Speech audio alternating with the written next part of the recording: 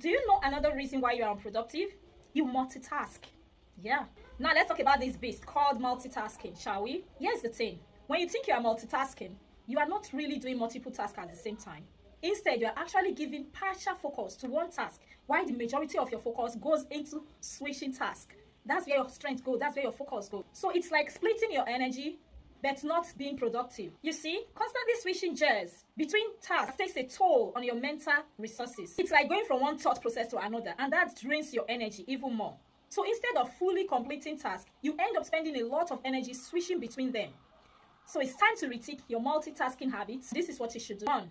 Focus on completing and ticking off a task before moving on to the next. 2. Group 2 or 3 similar tasks, multitask them, but focus on completing them as well. Remember, your full attention to a single task can lead to greater efficiency and better outcome. Your mental resources, we thank you for that. If you got value, like and follow for the next on this series.